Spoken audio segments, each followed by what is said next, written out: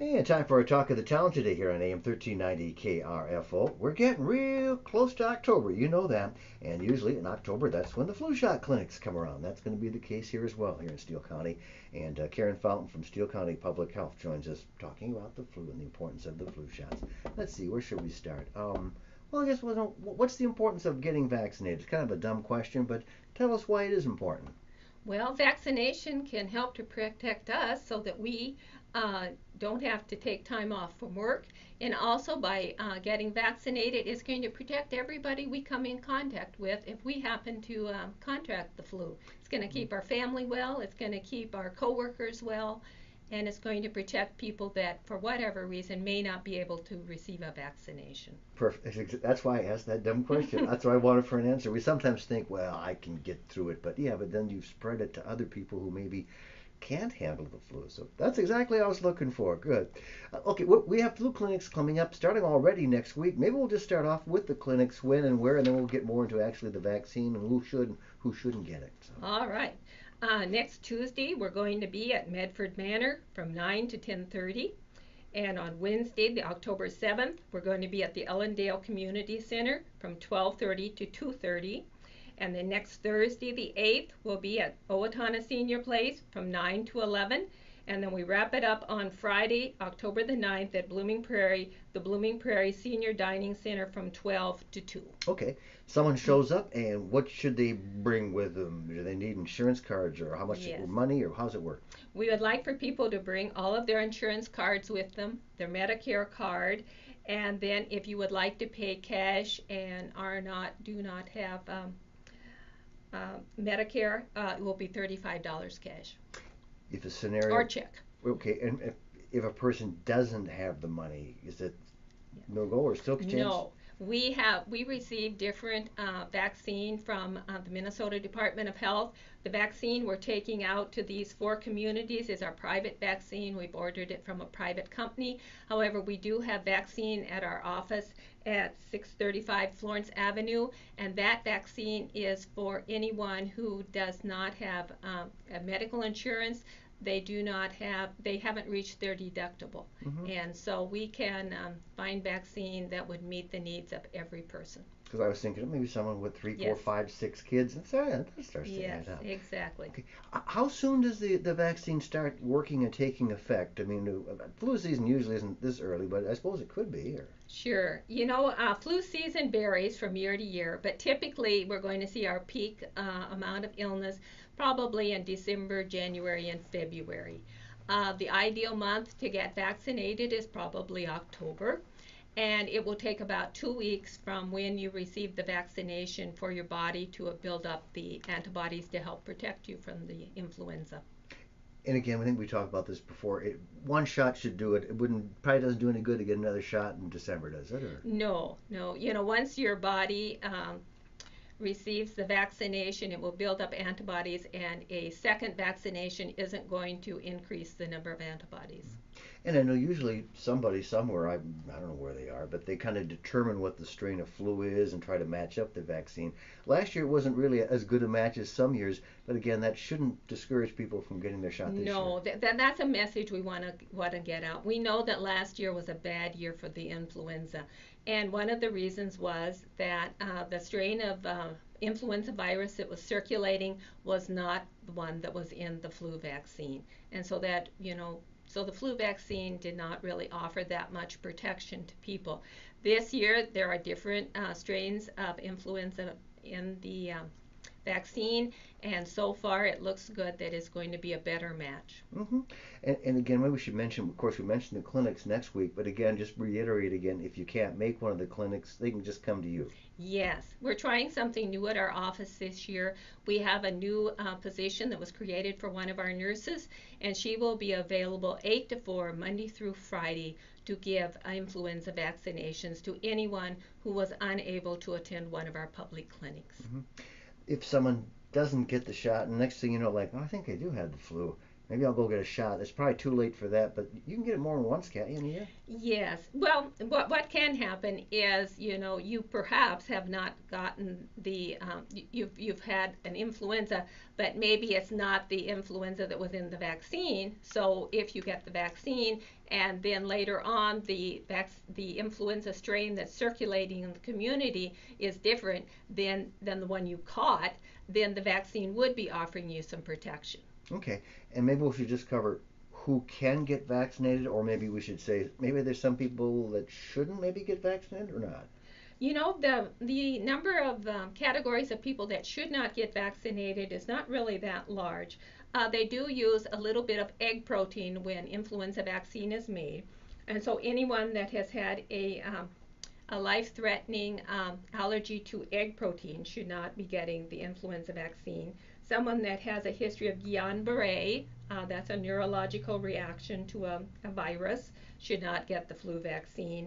And then if you're not feeling well, we usually use the cutoff at about 101.4. So if you have a low-grade fever, but you feel pretty good, you can get your influenza vaccination. However, if you just don't feel good, why don't you just postpone it until you start to feel a little bit better? Mm-hmm. And again, for a lot of folks, at least my age, we talk about this every year too, but when I grew up, if you threw up, that's the flu. If you coughed, that was a cold. But, I know better now. So how do you know whether you do have the flu? Or what are some of the symptoms of the flu? There's different types of it, of course. Yes. When we're talking about influenza vaccination and what it would protect people from, what we're talking about is respiratory symptoms.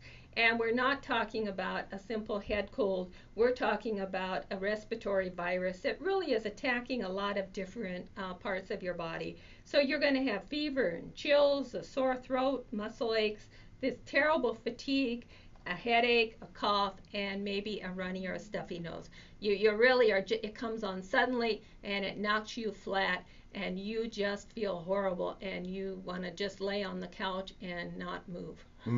You say that so well. I think you've had the flu at least once. At least once, Okay, you're right, and that's how I felt. Just the way you're wording it and your face got serious, like, I know what this is like. Oh. And again, we're talking to Karen Fountain from Steele County Public Health. You'd like almost everyone to get the flu shot, but is there a certain group where you'd say, oh, I really, really, really, really think you should get it? Is there a group like that? Yes. Influenza can hit anyone really hard. And every year, it hits people hard that are healthy. But so that's why we want everyone to get an influenza vaccination. However, if people fall into the following groups, they are at risk for complications from influenza, and that is children under the age of 2, and then another group is children under the age of 5, people 65 years and older, pregnant women, and people with certain health conditions such as asthma, diabetes, cardiac or heart issues, and people that have some kind of immune system where it's decreased. Maybe they're undergoing chemotherapy, and those are really high-risk people that the influenza vaccination is going to help protect them in case they should get the influenza.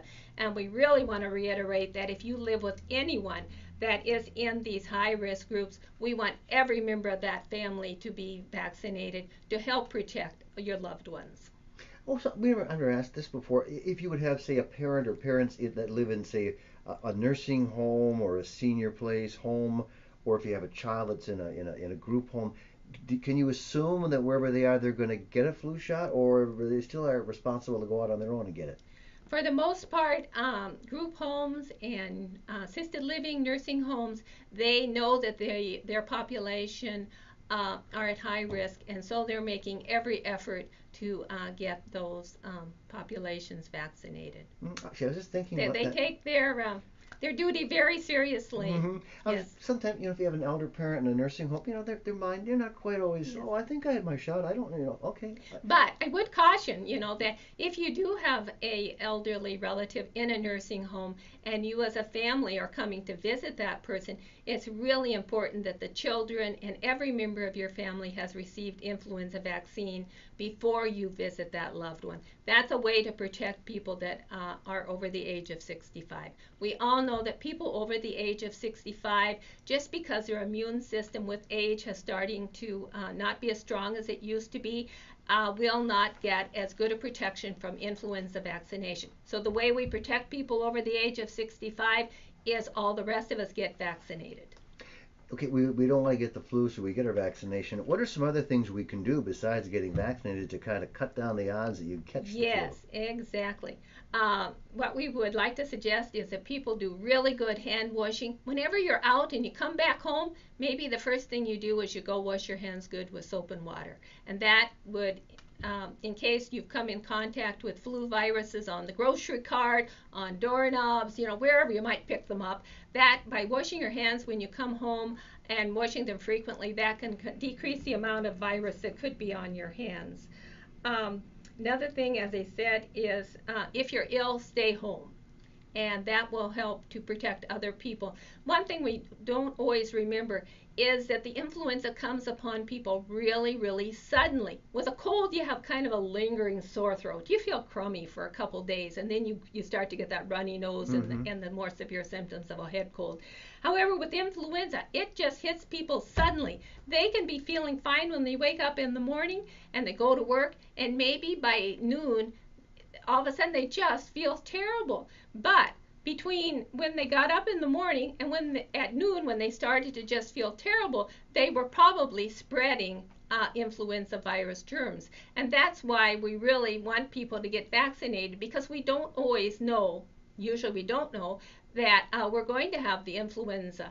And so it comes on so suddenly. That's a way of protecting us in that kind of that window between we feel good and maybe 5-10 hours later, when all of a sudden we start to have all those terrible symptoms. So in other words, if I get the flu tomorrow, it's possible I could be spreading my germs to you right now. Yes, you could. Up to a couple of days. I wouldn't do that intentionally, but you never know.